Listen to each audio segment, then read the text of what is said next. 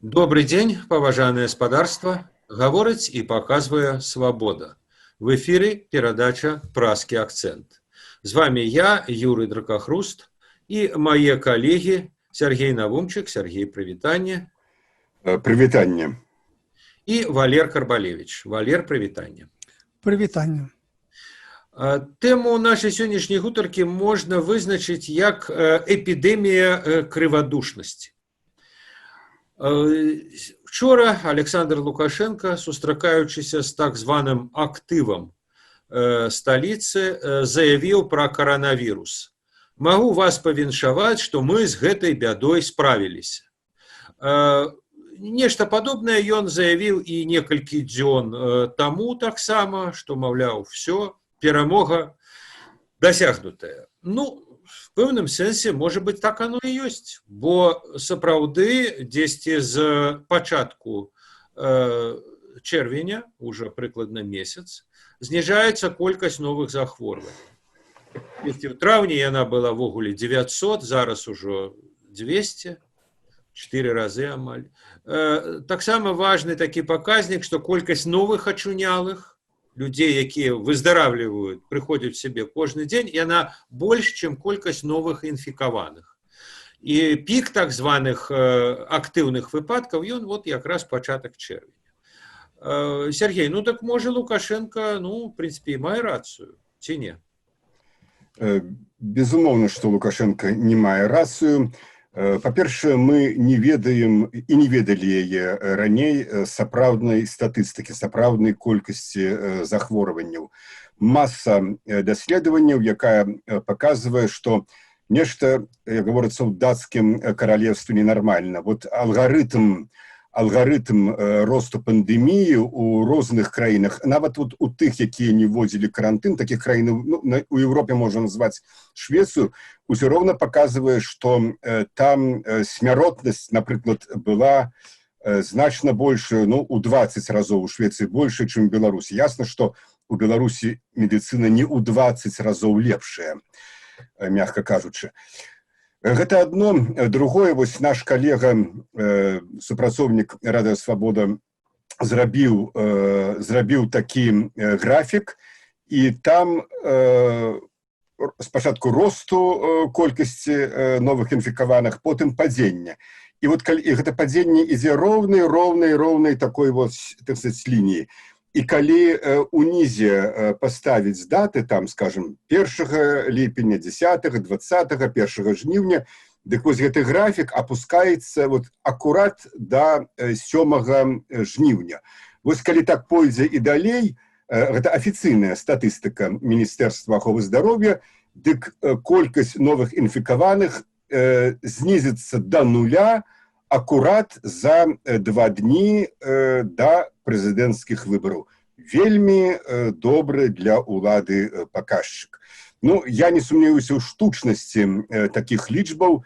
Рэальна перамогі, безумоўна, няма. Я вот 10 дзён таму быў у Віцебску, гаварыў з некаторымі знаёмымі урачамі, лекарамі, медыкамі, якім я абсалютна давяраю, якіх я ведаю просто, можна сказаць, всё жыццё, з дзяцінства яшчэ. Мне казалі, што так, сітуацыя, ў прынцыпе, лепшая, чым яна была 2 месяцы назад, але вельмі далёкая ад таго, каб супакоіцца. Таму перамогі цяпер, на вялікі жаль, яшчэ няма. І гэта мы яшчэ не падышлі да другой хвалі, якую вось прагназуюць, вось яна можа пачацца.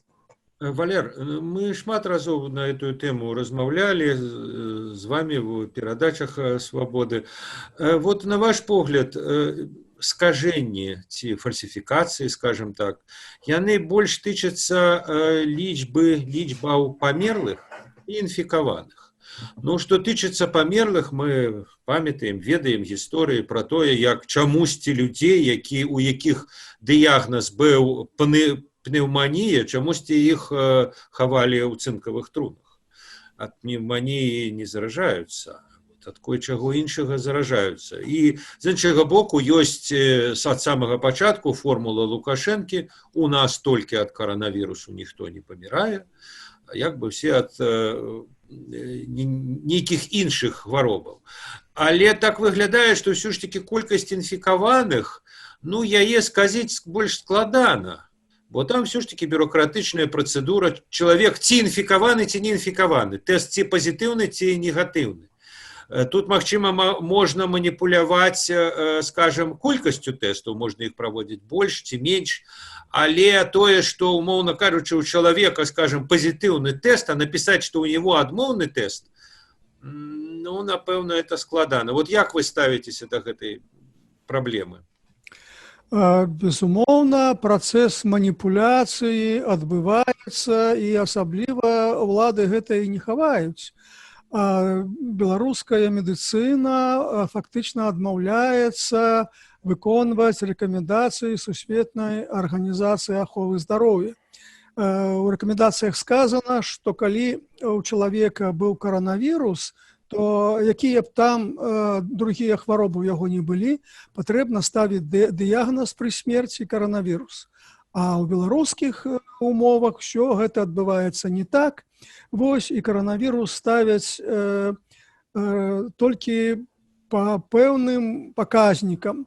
Вось, і ўжо шмат было прыкладаў, калі нават родзічы выставлялі гэта в інтэрнэт, фотаздымкі, дзе дыягназ каранавірус, а прычына смерці зусім іншая ўказваецца.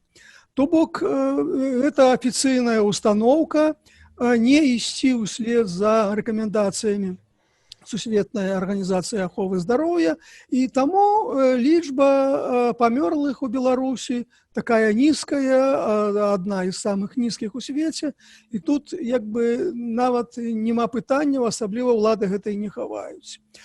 Валерий, вот я хочу сказаць, што лічба інфікаваных, асабліва калі браць на душу насельніцтва, там на мільён насельніцтва, то яна даволі высокая. Она і высокая в Европе, она на такім дастаткова высокім месцы, скажем, і в рэгіёне, і в Европе. Так вот, на ваш погляд, гэта як бы скажаецца, насамрэч яна яшчэ больш, ці якраз вот паводле захворванняў, паводле інфікаваных, тут больш-менш магчыма і аб'ектыўная сітуацыя? Па маіх назіраннях до пачатку чэрвеня, у прынцыпе, гэтай статыстыцы больш-менш, статыстыцы інфікаваных можна верыць. Але вось, пачынаючы з 1 чэрвеня, тут, мне падаецца, цалкам верагодна маніпуляцыі. Чаму з 1 чэрвеня? Калі Лукашенко правёў парад 9 траўня, было вельмі шмат прагнозаў у сацыяльных сетках аб тым, што ну вось цяпер пасля параду колькасць захворванняў толькі вырасце. І акурат з 1 чэрвеня гэтая лічба пачала падаць. То бок, звычайны алгарытм 3 тыдні пасля падзеі павінны пачацца быў рост. І вось для таго, каб даказаць, што ніякага росту няма, а наадварот пачаўся спад, вось з 1 чэрвеня у мяне такое ўражанне, што гэтыя лічбы пачалі заніжаць. Асабліва, калі звярнуць увагу на тое, як гэта падавалі дзяржаўныя медыі, якія казалі, ну вось бачыце, усе гэтыя апазіцыі, усе гэтыя сацыяльныя сеткі, панікёры, нас пужалі, што вось пасля параду будзе рост, а на самом рэч, глядзіце, ўсё адбываецца з дакладнасцю наадварот. Вось гэтыя такія прапагандысцкія... Парад паспрыяў ачунянню. Да, вось яны ставяць пад сумнеў гэтыя лічбы. Ну, а вось тыя лініі, пра якія казаў Навумчык, ну, сапраўды вельмі падобнае, што дзеля палітычных мэтаў, дзеля таго, што, каб даказаць, што беларуская тактыка барацьбы з каранавірусам перамагла, аказалася найбольш адэкватнай. Вось, магчыма, сапраўды робяцца гэтыя лічбы, якія рэальна заніжаюць колькасць. Таму што, ну, вось, тут, вот, я тут жыву ў сярэдзіне Мінска, ёсць знаёмыя, ёсць родзічы, якія хварэюць, і, скажам, ёсць правіла, калі ў сям'і нехта захварэў, то абавязкова трэба праверыць і ўсіх тых, хто жыве ў гэтай кватэры. І вось одна жанчына захварэла, трапіла ў шпіталь, і яны дзесьці цэлы тыдзень чакалі, людзі, якія жывуць побач з ёй, калі прыедуць санстанцыі і зробяць тэсты на ковід. Чаму? Патлумачылі чаму. Таму што вельмі шмат і проста не ўспяваюць. Это ў Менску. Сергей, ну, зразумела, ваш досвід може бути дастаткова такі абмежаваны ад адной паездкі ў Віцебск, але вот што гавораць людзі, тыя людзі, з якімі вы сустракаецеся, зараз вот какое-то адчуванне людзей, як бы ёсць такое, што ну вот ужо як бы пронесло, прайшло. Мне здаецца, што тут вельмі такі паказнік важны гэтага, ці ёсць этого, ці не. Это маски. Бо на пачатку масак амаль не было. Асабліва таму, што і Лукашенко, і Мінздраў казалі, не, это не трэба, все психоз, все лухта. Але потым стали люди сами носить. И вот я памятаю, коллеги распавядали, что дзесьці ў весну у Менску, на Менской вуліцы, палова была прыкладна ў масках. Я не ведаю, як в Витебску. А вот такое адчуванне, что зараз значна менш людей у масках, скажем, у Менску, ну, по тых звестках, что у меня есть. Вот як в Витебску, что люди говорят? А раней, скажем, месяц тому, 2 месяца тому больше было у масках людей, чем зараз? Ну так было больше, когда я приехал и вышел на центральную улицу, меня просто здзівіла, что, не ведаю, метров 400-500 я пройшов, я был один человек, який был у масцы. Потым пачалі трапляцца людзі ў масцы. Спачатку гэта быў чалавек гадоў, ну, цяжка сказаць, скажем, за 70. Потым 2 дзяўчыны маладыя прайшлі. У прынцыпе, зусім не шмат. Зусім не шмат для горада, які зусім нядаўна лічыўся сталіцай пандэміі ў Беларусі. У крамах, нейкіх такіх установах, там пераважна, конечно, людзі ў масках. Вот там гэта, безумоўна, ёсць. Ну, гэта, відаць, і пакупнікі, і прадаўцы? Найперш, не, прадаўцы. Это значыць, яны выконваюць гэтыя патрабаванні. Я некалькі разоў заходзіў у аптэку, купляў лекі для бацькоў і бачыў, што, ну так, конечно, аптэкаркі все яны ў масках, але, можа быць, 2-3 чалавекі, уключна са мной, там, ну, напрыклад, з 15 былі ў масках. Пра нейкую там сацыяльную дыстанцыю, 1,5 метра, пра гэта забудьце, гэтага нічога няма. Гэтага і не было. Я зараз скажу.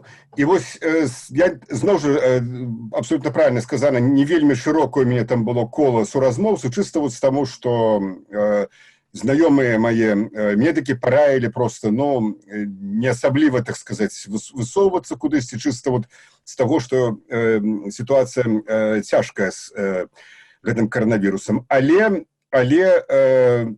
тыя, з кім я гаварыў, казалі, што, ну, людзі все расслабіліся. Просто з аднаго боку махнулі рукой, ай, хай будь, што будзе. Па-другое, ну, як бы хто не ставіўся да дзяржаўнай прапаганды, да дзяржаўнага тэлебачання, але калі цябе 2 месяцы ці 3 месяцы замбуюць, што гэта псіхоз, што гэтага няма, што ў нас там практычна не паміраюць, ну, вот я не памятаю ніводнага, я гэтыя месяцы глядзеў, ну, збольшага панораму, напрыклад, я не памятаю ніводнага рэпартажа па дзяржаўным тэлебачанні пра пахаванне ад смерці, пра пахаванне таго, хто памёр ад каранавірусу. Вот ніводнага такога не было. Здаецца, нават і не было такой інфармацыі, што нехта памёр. Яна толькі перадавалася ў такой інтэрпрэтацыі, як казаў Лукашенко, пра першую афіцыйную ахвяру актора Витебского театра Якуба Коласа Дашкевича, што вось бачыце, так сказаць, вот чаму ён ходзіць на вуліцы. Што, між іншым, магчыма, пра гэта будзем гаварыць далей, вельмі недобра для Лукашэнкі паўплывала на усведамленне, так сказаць, ягонай персоны ў вачах, ну, напрыклад, віцеблянаў, гэта дакладна.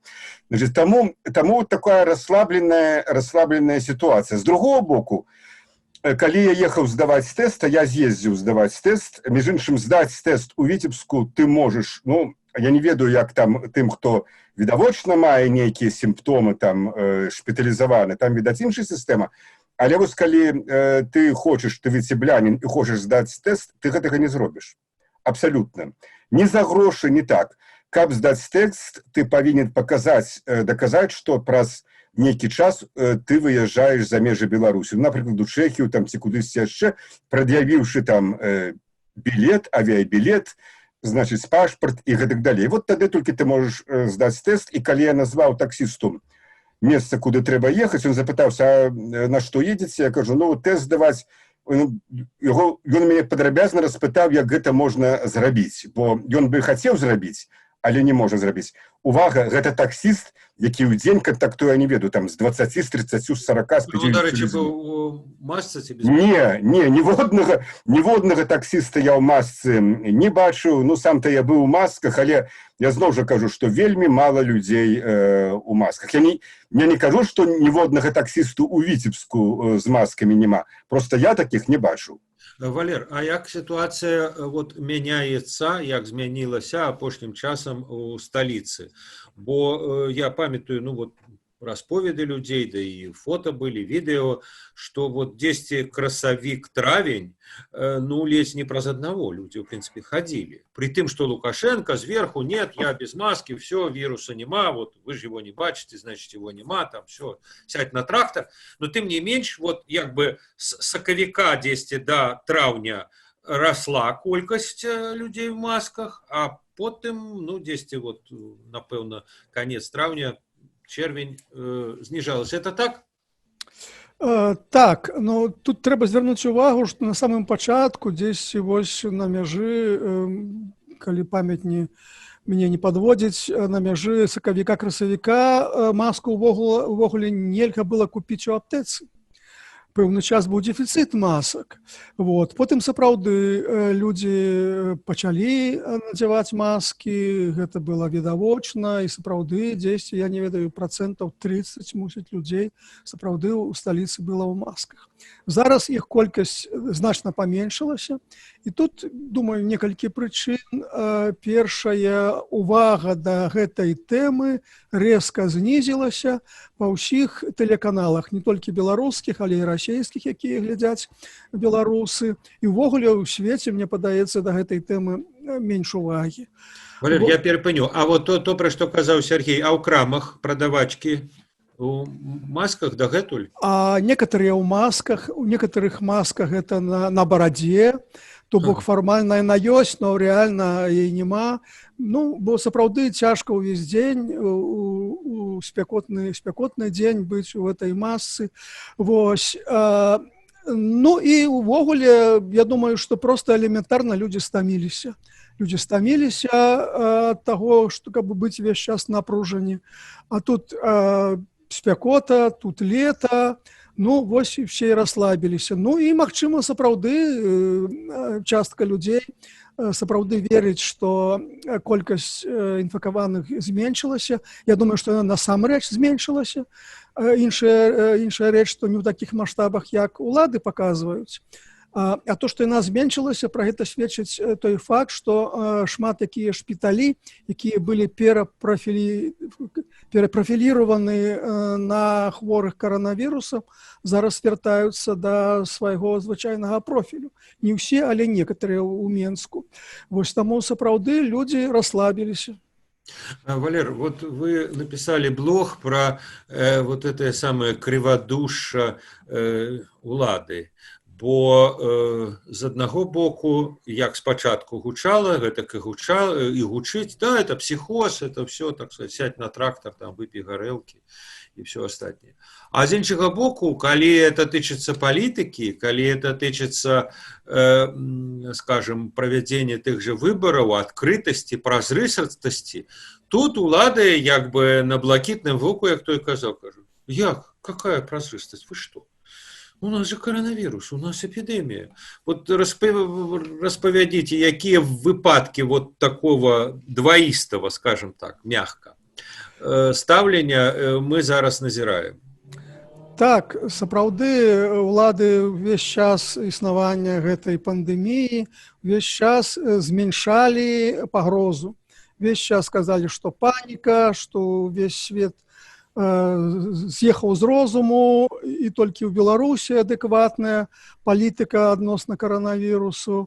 Праводзіліся і спартовыя спаборніцтвы, і на Пасху Лукашенко заклікаў людзей хадзіць у царкву, і суботнік ладзілі, і парад, і у школах аднавіліся заняткі. Вось. Але калі пачалася выбарчая кампанія, ну, дарэчы, і саму выбарчую кампанію ўлады прапанавалі праводзіць у разгар пандэміі, калі была аб'яўлена, якраз быў пік, што называецца, сам.